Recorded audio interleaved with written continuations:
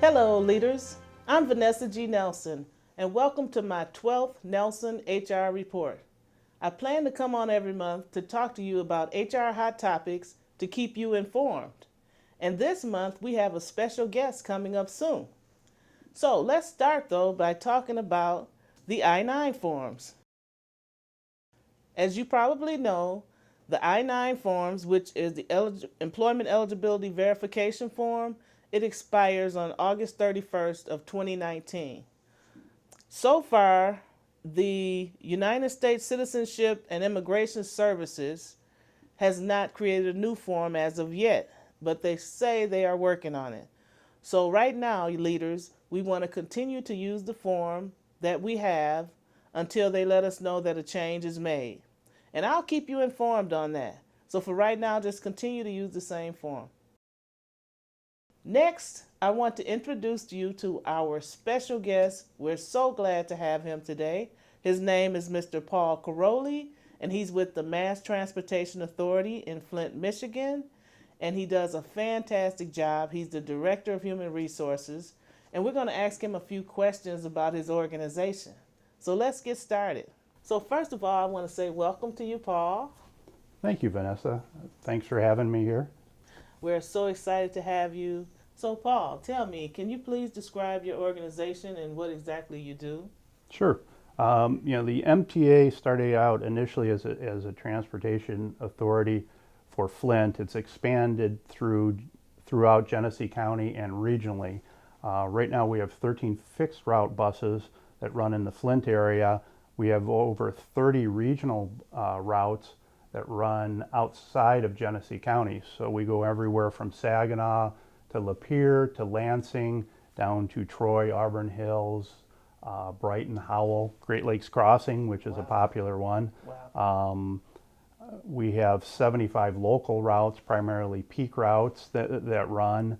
On the Rides to Wellness side, we have close to 100 vehicles on the road, cars and vans, taking Wow. people to doctor's appointments, any place they need to go, handling discharges at the hospital. That's fantastic. We want to ask you a few questions because we want to know a little insight into your organization, because I understand you're doing great over there. And so I want to start out by asking you, how long have you been in HR? I've been in HR slightly over 30 years. Majority of that time was part of manufacturing and automotive trim, most recently public transportation. That is fantastic. So how much do you love HR? Oh, I love HR. Very good. Again, doing it for over 30 years, and I just like dealing with the rules, the regulations, dotting the I's and crossing the T's. Yeah, that is fantastic. Now, how many employees do you currently have at the MTA? MTA currently has just short of 650 employees, but we're growing by leaps and bounds. Wow. So with all that growth, you're probably experiencing some challenges. Oh, we definitely have some challenges. Two largest that we're dealing with right now because of the growth are recruitment and retention. So how are you dealing with those challenges? Well, on the recruitment side, we've tried all the classic fixes, such as job fairs. We're working with local schools, colleges, and universities. Most recently, we've reached out to a couple of the truck driving schools. Because of the effect of the tariff and transit being down right now, truck driving schools are having issues placing some of their CDL drivers. Oh, really? So now we're working with their placement offices out of both Flint and Saginaw. So we're getting some applications in from them. Working with all the associations that are out there that retrain employees, like St. Luke's. We run our own TV ads. We're recruiting using Indeed, using our website, using trade journals, and we're trying a few other things, new hire bonuses. We have referral bonuses out there, so our employees are actively recruiting on our behalf. Word of mouth helps quite a bit, and then for our special or targeted placement positions. We have a local expert human resources third-party recruiter that we employ occasionally. Fantastic. So what, of all those you listed, what works the best? Which ones work the best? Indeed works very well, so does job fairs. We tend to, every time we run an ad with Indeed, we get inundated with applications. Anytime we attend a job fair, we collect applications on the spot. So we come back with a stack. Recently we just did a new commercial that ran on TV. Shortly following that, we had a bunch of applications come in. So what works best for a job fair? What would you suggest we do if we wanted to have a job fair? Well, we attend any of the job fairs put together locally, whether it's the chamber, whether it's through one of the colleges or universities. But what's worked out best for us is hosting our own job fair. We've done that out of our admin office, but we more successfully have done it out of our transportation center in downtown Flint. We have natural applicants coming through there, our passengers. We basically set a table up, sit there for the day, put some signs up, and talk to everybody walking by. And we normally come back from that with a stack of applications. Wow, that's terrific. Now, which jobs are you getting the applications for? We're hiring for multiple positions. Our biggest need right now is drivers. We basically have three categories of drivers. We have the fixed and peak drivers that are driving the big buses. We have your ride drivers that are driving the small buses. Then rides to wellness drivers are driving four-door cars, vans, or SUVs. So we're hiring for all three of those categories. Okay. Fantastic.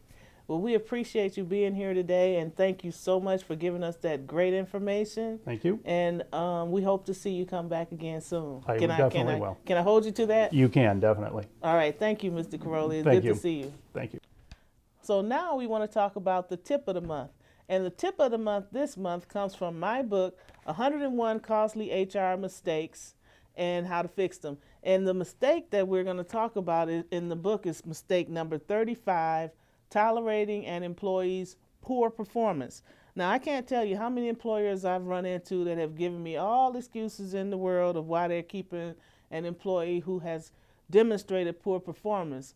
Oftentimes, it's been over years that they've demonstrated poor performance, such as bad attitudes or poor attendance or bullying behavior. And they say, well, we don't want to get rid of them because when they're here or when they're doing good, they're good, whatever the reasons may be. But you should not tolerate poor performance, because what can happen is that poor performance can drain the organization. It can cause reduction in productivity, which in turn could reduce your profits. And also the morale issue. It can cause low morale. It can cause other co-workers to become disgruntled, and then they may start to accuse the employer of favoritism or discrimination. And you don't want that to happen. Therefore, it's crucial that employers address poor performance and make sure that poor performers know what your expectations are. Make sure you outline what the expectations are and make sure that they have the tools they need to perform their jobs appropriately. Now, one of the best ways to start with a poor performer is by implementing a performance improvement plan, and we call them PIPs. You could start there with the performance improvement plan. And unfortunately, sometimes you may have to go further into disciplinary action if this person's performance does not improve. Well, that concludes our September Nelson HR Report. Thank you for watching, and remember to love yourself, enjoy your family, and be safe. Also, remember to audit your HR departments and your practices. So thank you for watching. See you next month. Learn how to protect your organization and improve your bottom line. Get your copy of Vanessa's book, 101 Costly HR Mistakes and How to Fix Them. Her book is packed full of real-life experiences and available to you now at Amazon.com or NelsonHRReport.com.